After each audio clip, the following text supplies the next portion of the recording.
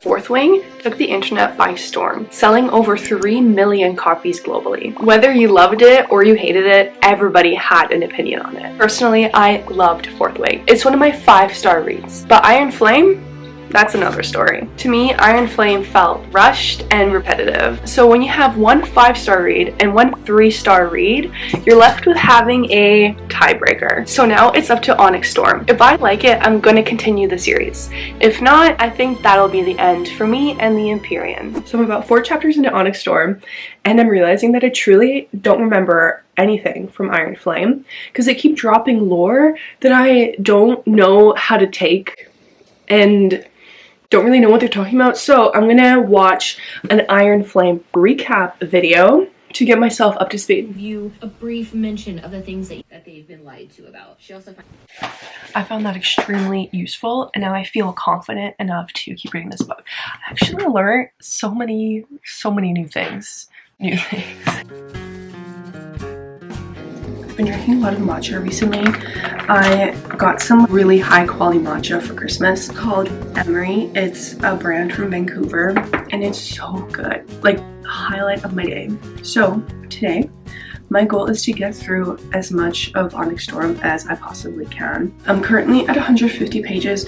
My goal is to reach 300, maybe more. Thoughts so far, I really want to like it, but I do realize I'm being kind of critical about it right now. I recently introduced Violet's ex, who is the prince, and I thought that was weird. Like, it was clearly written into the series later on. Like, I'm sorry, they like really didn't mention it. Book 1 and 2. Okay, whatever.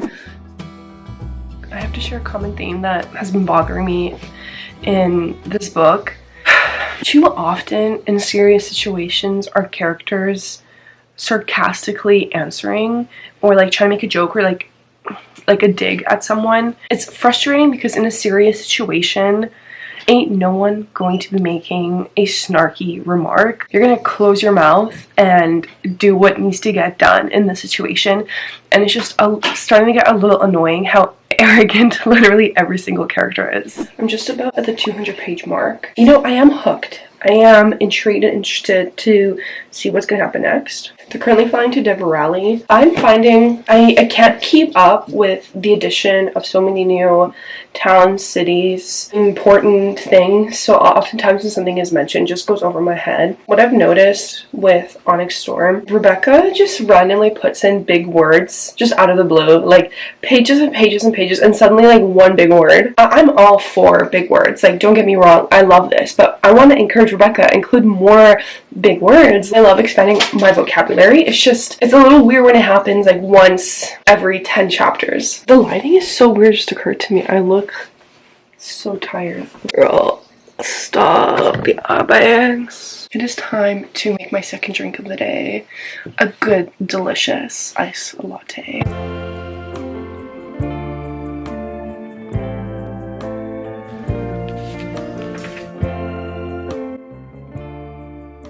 Okay, Rebecca just dropped a crazy good quote that I had to go and underline. It was just done so well. Rebecca, you ate. So they're currently talking about how, I don't remember the name of this place, in Deverelli, how Xaden seems to be a different person, seems to not have the burden that his life has. Violet is reflecting on that and is reflecting on how different the relationship would be if Xaden didn't witness his father being murdered and then having to lead a rebellion. Violet says, "Or is the miracle of our relationship the result of a precise combination of tragedies that broke us both so completely that when we collided we became something entirely new?" And I think that is honestly so beautiful. I think at the end of the day, we are surrounded by choices and we are surrounded by situations that were formed on other people's choices, and it truly can be a miracle because who knows if Xaden and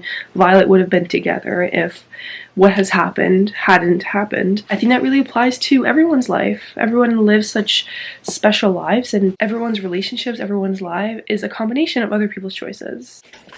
Happy Thursday. I am currently on page 334, and I can't lie. After that 250 page mark, it got really good. Things that I'm really enjoying. One, Violet now has her dad's journals, and it just feels so wholesome, so cute, and I'm just so happy for her that she gets this part of her father and like a part that they both shared. It's just lovely. I do have a theory, and it's a little crazy of a theory, that Venin can communicate with each other, open their wealth of knowledge to each other, and if they're not trained, then their wealth of knowledge is available for any Venin to read, essentially. And that's at least how I think in the beginning, when that one Venin lady knew a lot about Violet. My theory is that because Xaden's not becoming Venin, and he obviously knows a lot about Violet, that knowledge was passed down to that lady. Hand in hand with that, I have a theory that some of the Isles are already Venin. Today's goal is to read 100 pages. I'm scared something crazy is going to happen in this little cluster of pages. Okay, so I'm on page 400 at this point. 400? You're crazy, girl. I don't remember if they're the Irids, the Idrids, the seventh breed of dragon. Found them, or they don't find them, the dragons find them. Turns out they are just meanies and they don't want to help them, and Adarna was really upset because she wasn't accepted by them, and that broke my little heart. Adarna just wanted to know her family. Now Violet's inner circle knows about Xaden, and now they're back in Iridia.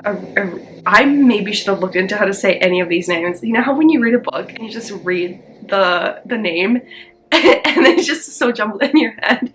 I have to confess something. I recently, in the last like 200 pages, realized that it's Violet Sorengale, not Sorengeli, and I've been calling her Sorengeli this entire time. The last 100 pages always slap.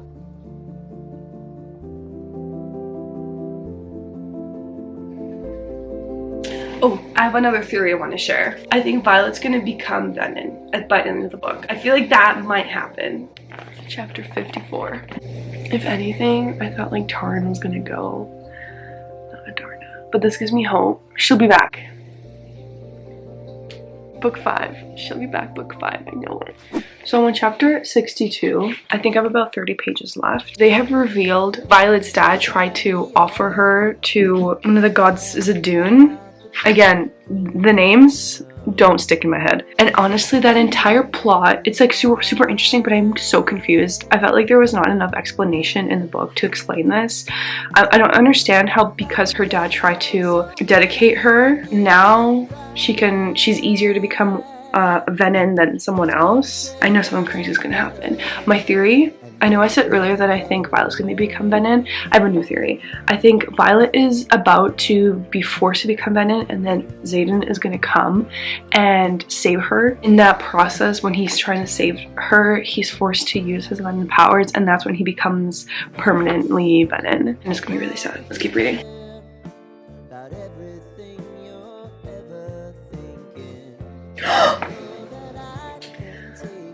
She's back!